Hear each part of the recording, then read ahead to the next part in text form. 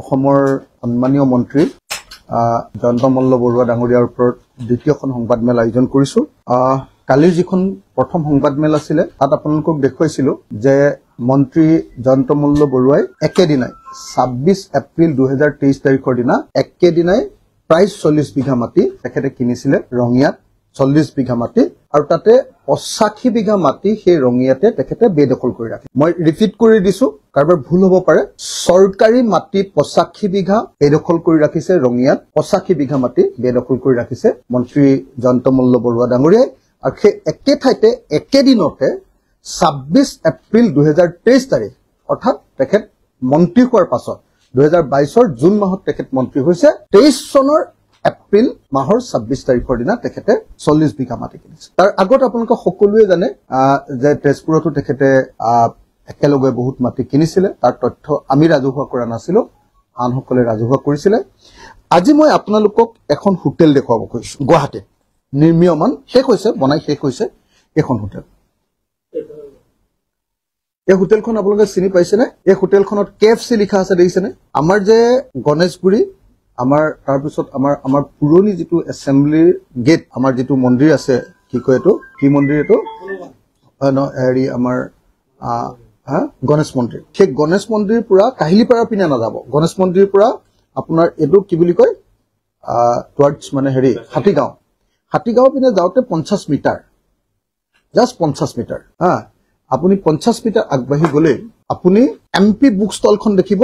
MP book ষ্টলৰ ঠিক কাষৰ লগতে লাগি থকা একদম কাষত আৰু মাজত ৰাস্তাটো আছে বাৰু, মানে MP বুক ষ্টলৰ লগতে লাগি থকা এখন KFC, সকলোৱে KFC লৈ চাগে যায়, সেই KFC ফ্ৰেঞ্চাইজি এটা আছে। তাৰ ওপৰত আৰু 4 মহলীয়া এখন বিশাল আকাৰৰ 3 ষ্টাৰ যুক্ত 3 ষ্টাৰৰ এখন হোটেল নিৰ্মাণ কৰি থকা আছে।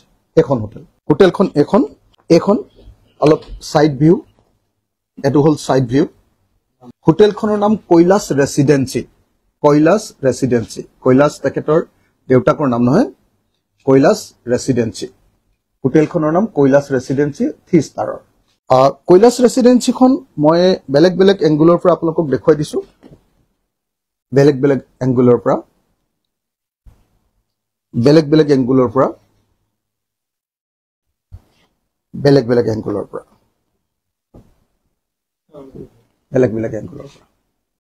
আপোনালোকে দেখোতে নিশ্চয় গম পাইছে যে এখন বহুত ডাঙৰ টাৱাৰৰ নিচিনা ওপৰলৈ উঠি যোৱা গ্লাছৰ দ্বাৰা নিৰ্মিত খুব ধুনীয়া এখন হোটেল, খুব ধুনীয়া হোটেল। সেই হোটেলখন কোনদিনা তাৰ মাটি পট্টাৰ কপিটো দি দিছো আপোনালোকক, ইতিমধ্যে হাতে হাতে পট্টাৰ কপিটো দি দিছো। সেই হোটেলখনৰ মাটি কিনাৰ তাৰিখটো কোনদিনা জানে? সেই তাৰিখটো 26 এপ্ৰিল 2023। অৰ্থাৎ মন্ত্ৰী জয়ন্ত মল্ল বৰুৱাই 26 এপ্ৰিল 2023 দিনা 26 এপ্ৰিল 2023 দিনা মন্ত্ৰী জয়ন্ত মল্ল বৰুৱাই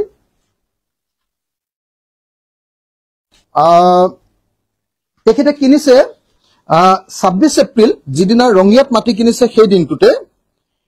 সেই দিনটোত মাটি কিনিছে তেখেতে ৰামেশ্বৰ তালুকদাৰ, দেউতাকৰ নাম স্বৰ্গীয় নিধন তালুকদাৰ। ৰামেশ্বৰ তালুকদাৰ অসমৰ এজন অতি কুখ্যাত মাটি দালাল বুলি আপোনালোকে নিশ্চয় জানে সকলোৱে। ৰামেশ্বৰ তালুকদাৰ, সেই ৰামেশ্বৰ তালুকদাৰৰ পৰা প্ৰায় 3 কঠাৰ মাটি কিনিছে জুলি ডেকা বৰুৱা বেকেটত জয়ন্ত মল্ল বৰুৱা। দুৰ্গা মন্দিৰ নলবাৰী চানকুচি নলবাৰী পিন 781335 তেখেতে কিনেছে। মাটিৰ শ্ৰেণী অকৃষি বস্তি মাটি, সেইটো আৰু একেবাৰে একদম চেলিকাৰ। তো নামজাৰি কৰিছে আপোনাৰ শ্ৰী নলিন চন্দ্ৰ বুঢ়াগোহাঁই আৰু শ্ৰীমতী পুণ্য গোহাঁইৰ সহলত শ্ৰী ৰামেশ্বৰ তালুকদাৰৰ নামত নামজাৰি কৰা হল। নাটমণ্ডল পূৰ্ণ মহন্ত চক্ৰ বিষয়া হুকুম চক্ৰ বিষয়াৰ 26/4/2023 নামজাৰি নম্বৰ MET/DIS/2022/23 -23 89839/OMUT ৰ হুকুম মৰ্মে 1083 ডাগৰ 1083 নম্বৰ ডাগৰ 0 বিঘা 2 কঠা 18 জোছা 79 লেছা 18.79 লেছা মাটি খ দ সূত্ৰে শ্ৰী ৰামেশ্বৰ তালুকদাৰৰ স্থলত জুলি ডেকা বৰুৱাৰ নামত নামজাৰি কৰা হ'ল। লাটমণ্ডল আনোৱাৰ হুছেইন, চক্ৰ বিষয়া শান্তনু গগৈ। প্ৰতিবেদন মৰ্মে জমাবন্দীৰ তথ্যৰ ভিত্তিত উপৰোক্ত মন্তব্য সংশোধন কৰা হ'ল। চক্ৰ বিষয়া শান্তনু গগৈ 26 এপ্ৰিল 2023 তাৰিখৰ দিনা এখন তেখেতে জমাবন্দীত তেখেতৰ নামটো সোমাইছে। এতিয়া মই আপোনালোকক সুধিব খুজিছো যে এজন মানুহৰ কিমান টকা থাকিলে একেদিনাই ৰঙিয়াত 40 বিঘা মাটি কিনিব পাৰে? একেদিনাই 26 এপ্ৰিল 2023 আৰু একেদিনাই গুৱাহাটীত আটাইতকৈ ধনী এলেকাত তাত মাটিৰ মূল্য নাথাকে। তাৰমানে মুখত যিটো নাম আহিব সেইটোৱে দাম তাত। যিডোখৰ আমাৰ গণেশগুৰিৰ সেই পাৰ্টটো আটাইতকৈ মানে চহকী পাৰ্টটো, আৰু সেই পাৰ্টটোত মানে মাটিৰ কোনো মূল্য নাথাকে। আপোনাৰ মুখত যিটো আহিব মালিকৰ সেইটোৱে তাত মাটিৰ মূল্য। সেইটো কথাত যদি কোনোবাই কয় যে নহয় 10 কোটি টকা, তেতিয়াহ'লে 10 কোটি টকাই তাতে। এইটো কোনেও নাজানে কিমান টকা। গতিকে তেনেকুৱা 3 কঠা মাটি একেদিনাৰ ভিতৰতে মন্ত্ৰী জয়ন্ত মল্ল বৰুৱাই ক্ৰয় কৰিছে। মই আপোনালোকক মাটিৰ পট্টাখন দি দিলো, আপোনালোকক হোটেলৰ তথ্যখন দি দিলো, আৰু হোটেলখন চবেই চিনি পাব এতিয়া, কাৰণ সেইডোখৰ যিখন KFC, সেই KFC খনত গৈ আপোনালোকে একাপ কফি, মই কালি কোল্ড কফি এটাও খাই আহিছো তাতে,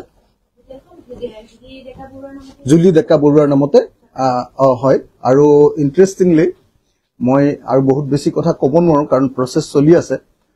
ইণ্টাৰেষ্টিংলি ছাবচিডিৰ কাৰণেও বোধ হয় আকৌ যেনেকে গৰুৰ ছাবচিডি 50 লাখ পাইছিলে, এবাৰ হোটেলৰ ছাবচিডিও চাগে কাৰণে প্ৰচেছবিলাক চলি আছে। নামটো হোটেলৰ ঠিক হৈ গৈছে, Kailash residency hotel, 3 star hotel এখন। এনে দেখিবলৈতো বেয়া লগা নাই, ভালে লাগিছে নহয় জানো? আপুনি বিল্ডিংটো ধুনীয়া, হয় নে নহয়? একদম ধুনীয়া বিল্ডিং এটা তেখেতে নিৰ্মাণ কৰি আছে।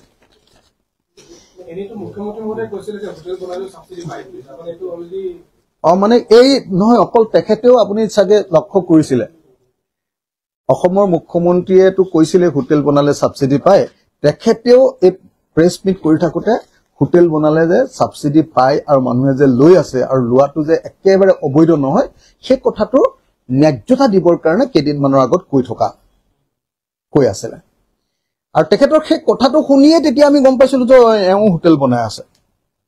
আৰু তেতিয়া যেতিয়া হোটেল ক'ত বনাই আছে বুলি সুধিলো, কেইবাখনো হোটেলৰ নাম আহিলে। সেইবিলাক লাহে লাহে বাৰু আপোনালোকক আমি আকৌ দিম, কিন্তু এইখন হোটেল ডাইৰেক্টলি নামত থকাৰ কাৰণে আমি আপোনালোকক পট্টাখন উলিয়াই আৰু হোটেলৰ বাকী ডকুমেণ্ট আছে, সেইবিলাক বস্তু মই এতিয়াই দেখুৱাব খোজা নাই। সেইবিলাক আপোনালোকক এতিয়াই দেখুৱাব খোজা নাই, কাৰণ সেইবিলাক মই খুব নিয়ম নীতি অনুসৰি উলিওৱা নাই, মই মোৰ নিজৰ নিয়মত উলিয়াই লৈছো। গতিকে সেইখিনি এতিয়াই নেদেখাওঁ। যদি কাৰোবাক কোনোবাই স্পেচিয়েল এক্সক্লুচিভ কৰিব খুজিলে দিব পাৰো, সেইটো বেলেগ কথা। কিন্তু সেইটো মই একদম ফৰ্মেলি ওলোৱা নাই কাৰণে মই আজিকালি বিধায়ক আৰু ইমানখন কৈ নাথাকো, আৰু এনেকে বুলি ভাবিহে মই আপোনালোকক সেইখিনি দিয়া নাই। এতিয়া মই আপোনালোকক বেলেগ বেছি কথা একো কোৱাৰ প্ৰয়োজন নাই বুলি ভাবো, যে এজন মানুহে মানে 75 বিঘা 3 কঠা 16 লেচা মাটি একদম নামত কিনিছে, পত্নীৰ নামত। আৰু মাটিবিলাকৰ হিচাপ মই দিম দেই, আৰু আছে আকৌ দেই, মাকৰ নামত বা পত্নীৰ নামত বা বেলেগ বেলেগ নামত সেই আছে আৰু। সেইবিলাক হিচাপ ভৱিষ্যতে হয়তো কেতিয়াবা কেতিয়াবা দি থকা যাব। আৰু আজিকালি লাজো লাগে এইসব কৰি থাকিবলৈ, কিমান লাগি থাকিম, একদম সেই ইউনিভাৰ্চিটিৰ দিনৰ পৰাই এইসব কৰি আছো ন, তো সেইকাৰণে লাগি থাকিবলৈ আমনি লাগে আজিকালি। সেইকাৰণেহে বাদ দে এইবিলাক কিমান লাগি থাকিম, আৰু এই এনেকে মানে বেয়া ভাৱ এটা আহি যায় মানে। এতিয়া আপুনি JMB একুৱা প্ৰাইভেট লিমিটেডৰ নামত 26 এপ্ৰিল 2023 তাৰিখে 39 বিঘা 3 কঠা 16 লেচা মাটি কিনিলে ৰঙিয়া।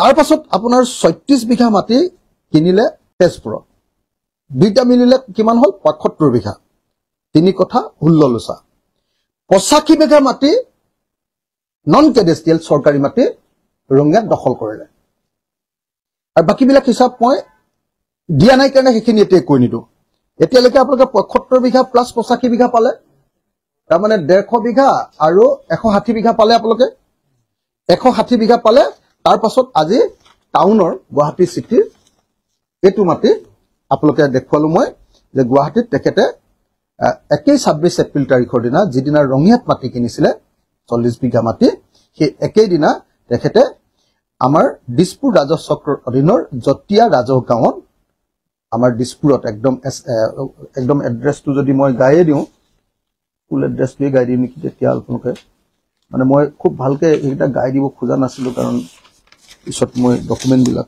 কোৰ পৰা লৈছো গম পাই যাব 5টা floor 5 floors entire building hotel Kailash residency RP road Ganeshguri behind MLA hostel Ganeshguri Guwahati Kamrup metropolitan Assam 781006 trade name hotel Kailash residency Juli Deka Barua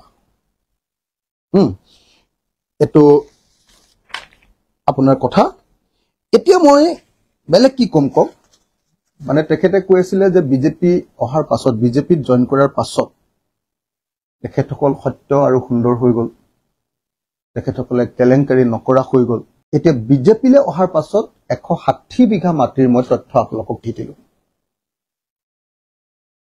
তাৰে 75 বিঘা মানে 75 না 76 হ'ব আৰু এটো 3 কথা যেটো 2 কথাতকে বেছি আঢ়ৈ কথাতকে বেছি যেতিয়া 3 কথা এটো 3 কথা যেতিয়া হৈ গল হেতু 1 বিঘা ধৰিব লাগিব 76 বিঘা মাটি মিয়াদি পট্টাৰ কিনিছে আৰু বাকি তথ্যখিনি দিয়া নাই দে পিছৰখিনি দিয়া পাছতে বাকি তথ্য হেইখিনি দিম 85 বিঘা মাটি সৰকাৰি মাটি বেদখল কৰি ৰাখিছে 160 161 বিঘা মাটি 161 বিঘা মাটি কিনিবৰ কাৰণে মই এমএলএ মোৰ সমানে তেও দৰমহা পায় মন্ত্ৰী হিচাপে আৰু কেটামান হেৰি পায় হয় নহয় এলাউন্স পায় মোৰ সমানে দৰমহা পায় তেও তেতিয়ালে 160 বিঘা মাটি কিনিব পাৰিবনে গুৱাহাটীত 3 কোঠা মাটি দিছপুৰত এমএলএ হোষ্টেলৰ কাষত 3 কোঠা মাটি অসমৰ আটাইতকৈ আদ্যবন্ত ঠাইত 3 কোঠা মাটি আৰু তাত